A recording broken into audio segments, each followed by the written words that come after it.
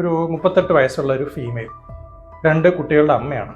അപ്പം ഈ ഇടയ്ക്കായിട്ട് അവർക്ക് ഭയങ്കരമായിട്ട് ശരീരവേദന, തലവേദന, പനി പോലുള്ള ബുദ്ധിമുട്ട്, ഇടയ്ക്കിടയ്ക്ക് വയറ്റിളക്കം, ഇടയ്ക്ക് വയറ് വേദന വരുന്ന അവസ്ഥ, ഇങ്ങനെയെല്ലാം കണ്ടു. അപ്പം ഇവരും കുറേ ടെസ്റ്റൊക്കെ ചെയ്ത് നോക്കി, പരിശോധനയൊക്കെ ചെയ്ത് നോക്കിയതിലൊക്കെ നെഗറ്റീവാണ്. കുറേ ഡോക്ടർമാരെ കാണിച്ചു, എന്നിട്ടും ഒരു സൊല്യൂഷൻ ഇല്ല. കഴിഞ്ഞ 3-4 മാസമായിട്ട് ഈ ബുദ്ധിമുട്ട് അവർക്കുണ്ട്. എന്താണ് ഇതിൽ കാരണം? സ്ട്രെസ്, നമ്മൾ സിമ്പിളായിട്ട് പറഞ്ഞാൽ ടെൻഷൻ. ഈ ഇടയ്ക്കായിട്ട് അവർക്ക് വളരെ വേണ്ടപ്പെട്ട ഒരാൾ മരണപ്പെട്ടു. അപ്പോൾ അത് കാരണം കുടുംബത്തിലെ ഫൈനാൻഷ്യൽ ബേർഡൻ മൊത്തം അവരുടെ തലയിലാണ്.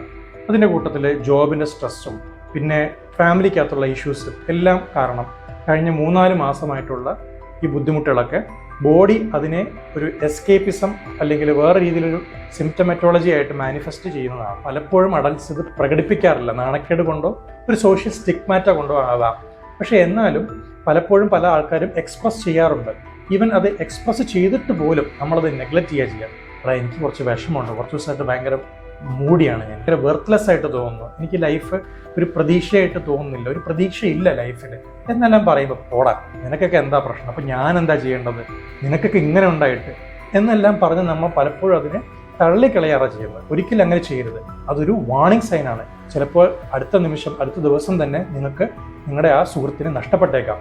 പലപ്പോഴും നമ്മൾ ഇങ്ങനത്തെ വാർത്തകൾ കേൾക്കാറുണ്ട്. ചിരിച്ച് കളിച്ച് നടന്നിരുന്ന ഒരാൾ അടുത്ത ദിവസം തന്നെ സൂയിസൈഡ് ചെയ്ത് മരണപ്പെടുക എന്നുള്ള വാർത്തയെല്ലാം ഇപ്പോൾ കോമൺ ആണ്. അപ്പോൾ എപ്പോഴും നമ്മളൊരു ഓപ്പൺ ബുക്കായിട്ടിരിക്കുക. അവർക്ക് തോന്നണം, ഓക്കെ, ഇവനോട് അല്ലെങ്കിൽ ഇവളോട് വന്ന് പറഞ്ഞു കഴിഞ്ഞാൽ എനിക്കൊരു സൊല്യൂഷൻ കിട്ടും എന്നുള്ള രീതിയിലുള്ള ആറ്റിറ്റ്യൂഡ് നിങ്ങൾക്കുണ്ടെങ്കിൽ അത് തീർച്ചയായിട്ടും ഒരു ഗിഫ്റ്റാണ് നിങ്ങൾ ബാക്കിയുള്ളവർക്ക് കൊടുക്കുന്നത്. ഓക്കെ, തീർച്ചയായും സ്ട്രെസ്സിനെ ഒരിക്കലും നിങ്ങൾ മറച്ചു വയ്ക്കരുത്. സ്ട്രെസ്സിനെ ഒരിക്കലും നിങ്ങൾ അണ്ടർ എസ്റ്റിമേറ്റ് ചെയ്യരുത്. അവരെ സപ്പോർട്ട് ചെയ്യുക. പറ്റുമെങ്കിൽ അവരെ ഒരു മെഡിക്കൽ ട്രീറ്റ്മെൻറ്റിലോട്ടോ അല്ലെങ്കിൽ ഒരു കൺസൾട്ടേഷനിലോട്ടോ ഡോക്ടറെ കൊണ്ട് കാണിക്കുന്ന രീതിയിലോ ചെന്ന് അവസാനിപ്പിക്കുക.